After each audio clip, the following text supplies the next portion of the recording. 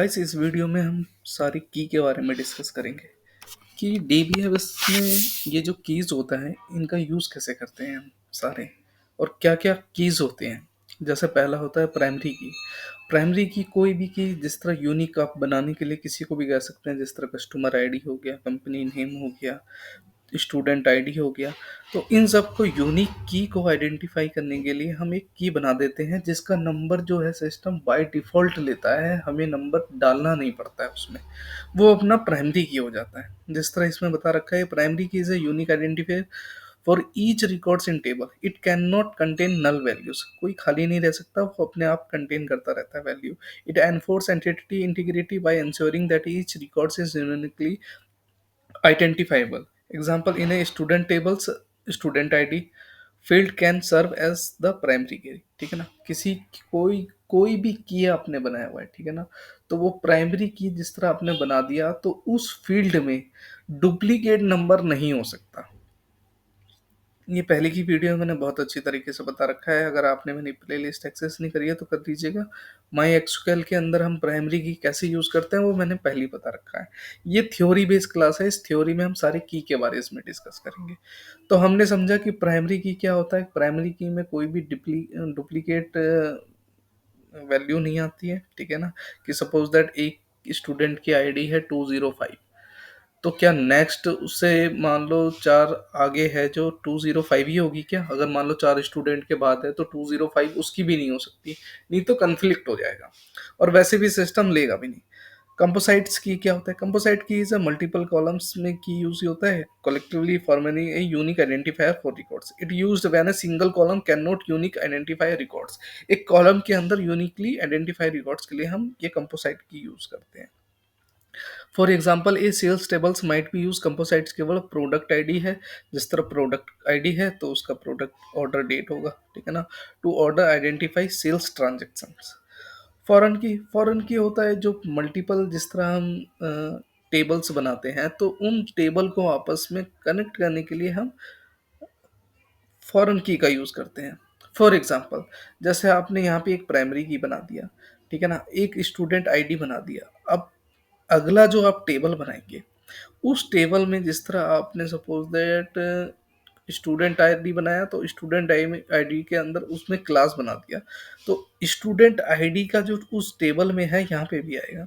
नहीं समझ में आया? दोबारा समझाता हूँ। जिस तरह स्टूडेंट आईडी हमने एक टेबल बनाया, सपोज दैट कोई सा भी हमने टीचर नाम का टेबल बनाया, टीचर में नेम आ गया उसका टीचर का, ठीक है ना, टीचर का आईडी आ गया, ठीक है ना, टीचर की सैलरी आ गई, तो उसमें और टीचर का ये जो है आईडी आ गया, ठीक है। टीचर आईडी हमारा प्राइमरी की हो गया, ठीक है ना। अब फिर बनाते हैं हम यहाँ पे दूसरा टेबल, टीचर जो है फिर हम बनाते हैं स्टूडेंट का, ठीक है ना। तो स्टूडेंट में हम डाल देंगे टीचर आईडी, तो टीचर आईडी इसमें भी डाल दिया, इसमें भी डाल दिया, ठीक है ना। और फिर यहाँ पे हम स्टूडेंट करेंगे, फिर स्टूडेंट आईडी करेंगे, तो वो इस टीचर आईडी जो है वो इससे कनेक्टेड, तो वही इसमें बता रखा है कि फॉरेन की जो है एक दूसरे से कनेक्ट होता है। जिस तरह ये फॉरेन की establish link between two tables by referencing primary key of another tables.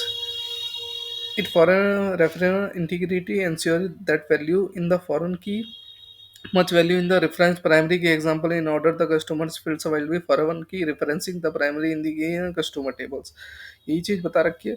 Super की सुपर की क्या होता है दोस्त? सुपर की जो सेट ऑफ एट्रीब्यूट्स, एट्रीब्यूट्स का मतलब क्या है यहाँ पे? जिस तरह स्टूडेंट आईडी मतलब स्टूडेंट का बताया तो स्टूडेंट नेम, रोल नंबर, ये सारे एट्रीब्यूट्स में आ जाते हैं, इसे हम एट्रीब्यूट्स कहते हैं।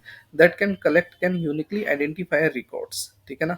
सुपर की एक जो है आइडेंटिफाई रिकॉर्ड्स के लिए it make includes more attributes that necessary uniquely identify records.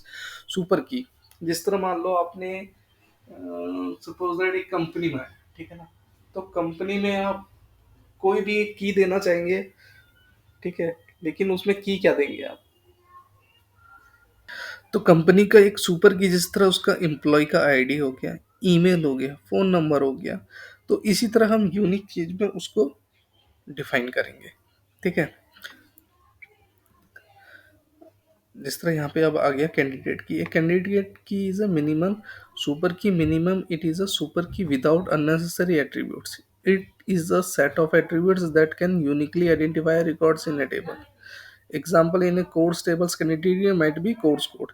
Candidate की वो होता है फ्रेंड, जिस तरह आपने सपोज दैट एक सुपर की, जिस तरह मान लो कोई भी आपने एक की बना दिया, की का मतलब आप समझ गए, ठीक है ना। यहाँ पे मीनिंग है super key without unnecessary attributes, मतलब कि एट्रीब्यूट्स में आपने कुछ भी डाल दिया है, ठीक है ना। जिस तरह एक्स वाई जेड आपने कुछ भी मान लो कैंडिडेट, सॉरी सुपर की में डाला हुआ है, ठीक है ना। अब नेक्स्ट कॉलम में हम आते हैं, नेक्स्ट कॉलम में हम और भी चीज़ें डिफाइन करते हैं, जिस तरह आपने एग्जांपल से समझते हैं कि हमने एक टीचर का टेबल बनाया, ठीक है ना। टीचर का टेबल बनाने के लिए हमने टीचर की आईडी दे दी, टीचर की आईडी दे दी, वहाँ पे टीचर का नेम वगैरह ये सब हमने दे दिया। नेक्स्ट टेबल में हम करेंगे क्या कि टीचर का नेम को हम कैंडिडेट की बना देंगे, ठीक है।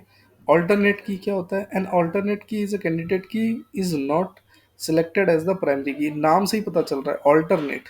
जिस तरह आप कहीं भी फॉर्म भरते हैं तो आपको एक ऑल्टरनेट नंबर डालना पड़ता है कि ये नहीं तो ये तो होगा एटलीस्ट, वही रोल है इसका।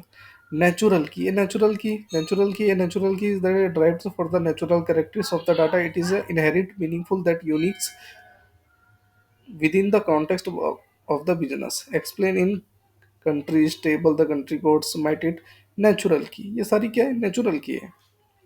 सो सॉक्रेट की, ये सॉक्रेट की इज artificial generates की often auto increments a number used in a primary key, it has no inheritance meanings in the real world context।